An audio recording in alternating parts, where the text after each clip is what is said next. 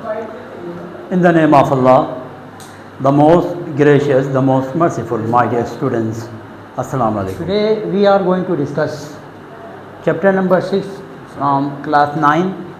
Chapter name is gravitation, and we are going to do the numerical section of this chapter.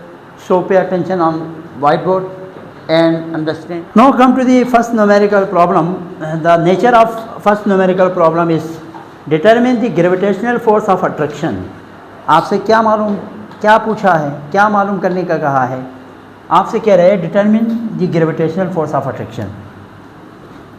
Data इस तरह बनाएंगे कि आपसे पूछा है एफ मालूम करें. ग्रेविटेशनल फोर्स ऑफ अट्रैक्शन को आप एफ से रिप्रेजेंट करते हैं. बिटवीन दो स्फेरिकल बॉडी हैं, बिटवीन टू स्फेरिकल बॉडीज़, दो स्फेरिकल यानी गोल शेप इस तरह के स्फीयर शेप बॉडी है. इन दोनों के दरमियान इन दोनों का मास कितना है, यानी दो मासे से M1 भी 500 kg और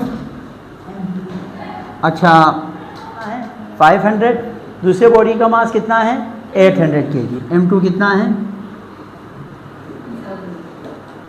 800 kg. Distance between the centre is 2 metre. इन दोनों के दरमियान आर, डिस्टेंस को आर से रिप्रेजेंट करेंगे, वो कितना है 2 मीटर. ये हमने देख के बना लिया इसको, ठीक है. अब ये तो डेटा है आपके पास सिंपल सा, लेकिन इसमें कुछ चीज़ें आपको अंडरस्टूड आपने याद करना, आपको याद होना चाहिए. वो है कैपिटल जी. कैपिटल जी की जो वैल्यू होता है वो 6.673 10 की पावर -11 न्यूटन मीटर स्क्वायर पर kg स्क्वायर. ये याद करने आप लोगों ने वैल्यू ऑफ जी, ठीक है. ये कांस्टेंट होता है, इसको यूनिवर्सल ग्रेविटेशनल कांस्टेंट भी कहा जाता है ना. तो न्यूमेरिकल का डेटा बन गया आपका.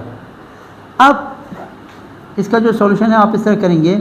According to Newton's law of gravitation, Newton's law of gravitation के मुताबिक F is equals to G M1 M2 upon R square. ये है न्यूटन्स लॉ ऑफ ग्रेविटेशन का मैथमेटिकल एक्सप्रेशन.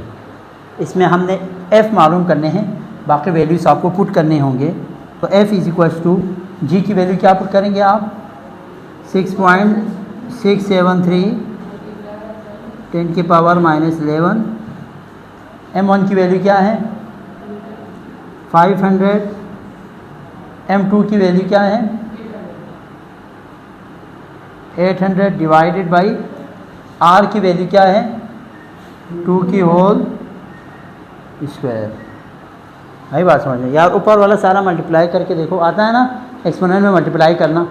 क्या करेंगे 6.673 एक्सपोनेंट -11 डायरेक्ट, फिर मल्टीप्लाई 500 मल्टीप्लाई 800 करो, कितना आया F इज इक्वल्स टू, ये करने से आया 2.66 एक्सपोनेंट -5 डिवाइडेड बाई 2 2 ज़ा 4. अब इन दोनों को डिवाइड करो, जो आंसर आए उसको डिवाइडेड बाई 4 करो. करने से आ रहा है 6.673 एक्सपोनेंट आ रहा है -6. फोर्स का यूनिट होता है न्यूटन. तो ये हमारे पास ओवरऑल इसका क्या आ रहा है आंसर आ रहा है. क्लियर है बात, कोई मसला? तो gravitational force of attraction between two spherical bodies कितने होंगे 6.673 एक्सपोनेंट -6 में कितनी छोटी फोर्स एक दूसरे पे लग रही है, ठीक है. तभी एक दूसरे का फोर्स एक्सपीरियंस नहीं होता, क्योंकि ज़मीन जो फोर्स लगाती है वो काफ़ी ज़्यादा होती है. दूसरा न्यूमेरिकल देखें, calculative weight of Rumesa. Rumesa का वेट आपने मालूम करना है, यानी डेटा बनाओ. डेटा कुछ इस तरह बनेगा, वेट ऑफ रुमेसा W आपने मालूम करना है, ठीक है. अच्छा, हु हैज़ मास, रुमेसा का मास कितना है 65 kg standing on the ground, वो ग्राउंड पे है, ठीक है. The strength of the gravitational field on Rumesa is, यानी वैल्यू ऑफ जी है ये, न्यूटन पर kg हमेशा वैल्यू ऑफ जी होते हैं. तो 10 न्यूटन पर kg, न्यूटन पर kg में जी की value on the surface of earth 10 होता है, ठीक है. तो इसका जो सॉल्यूशन है वो आप इस तरह करेंगे, W is equals to mg ठीक है। W is equals to M कितना है, मास कितना है 65 मल्टीप्लाई G कितने हैं, G 10 है। अब आप इन दोनों को मल्टीप्लाई करेंगे 150।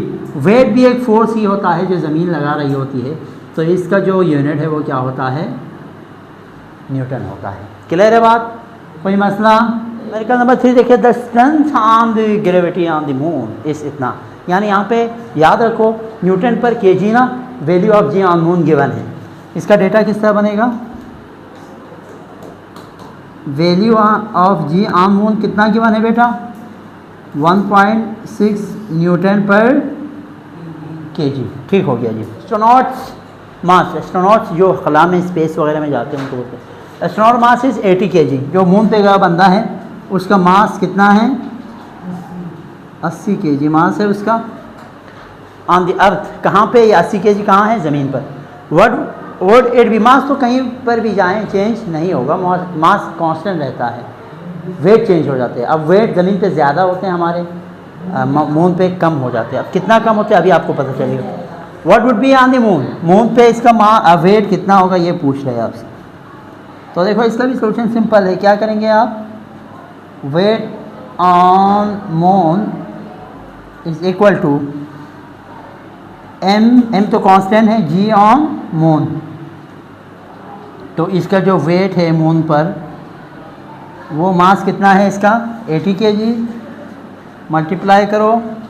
अच्छा जी ऑन मून कितना है 1.6, तो वेट ऑन मून कितना आएगा इसका 80 मल्टीप्लाई 1.6 करो 128 न्यूटन।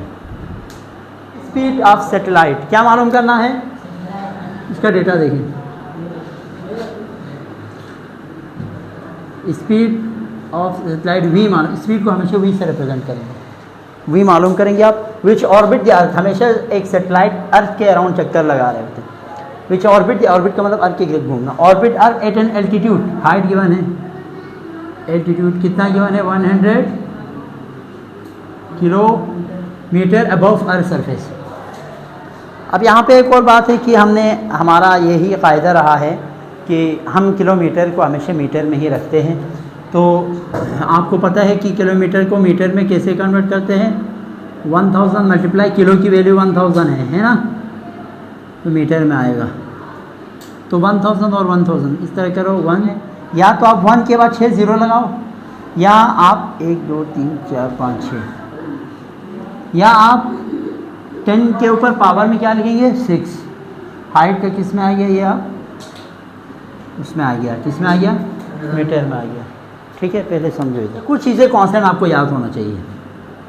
वो है एक मास ऑफ अर्थ जो कि होता है मास ऑफ अर्थ 6 10 की 24 kg में मास ऑफ अर्थ। एक होता है radius of earth, radius of earth भी आपको याद होना चाहिए 6.638 एक्सपोनेंट 6 मीटर रेडियस है ना।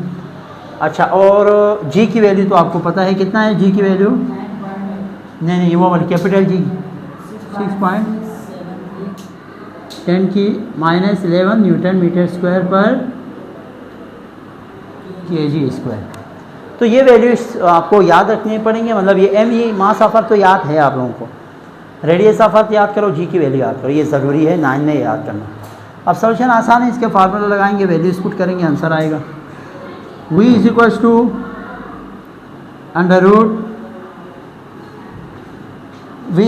Under root G M divided by capital R plus small H. ये होता है फार्मूला इसका।